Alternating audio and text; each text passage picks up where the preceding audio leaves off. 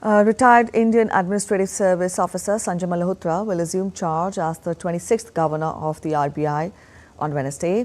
Malhotra, a 1990 batch IS officer from the Rajasthan cadre, will succeed Shaktikant Das, whose tenure as RBI governor concludes on Tuesday. Malhotra will serve a 3-year tenure as the RBI governor. All right, DD India's Shama Mishra joins us from Mumbai. Shama, good morning. Now, the new RBI governor takes charge at a time when the country is facing inflation at 6.2%, and also there are concerns on the GDP growth numbers. Get us more as to how tumultuous would be the challenges ahead for the new RBI governor. Well, Preeti, in the concluding press conference of Shaktikant Das yesterday, he did say that the major challenge before RBI or the wider economy would be maintaining a balance between the growth and inflation. And as you already mentioned, that this is a tumultuous task, and currently we are seeing that the growth projections that RBI was doing 2 monetary policies back, they have reduced it, and also the target range or the comfortable range of inflation has gone beyond the 4% plus or minus 2%. So it's currently standing at 6.2%, which is really it really pinches the economy.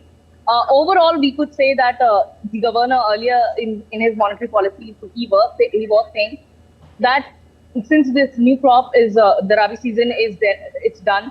The inflation is likely to come down, but that's obviously a task which has to be seen. But apart from this maintaining a balance between growth and the inflation, the other challenges that lie before the new governor would be definitely, that currently the world is going through a new world order. There are geopolitical tensions, geopolitical environment is changing. So these things, and how to align India, that would also be align the economy of India. That would be a challenge for the new governor. We are also seeing the cyber attacks, cyber security.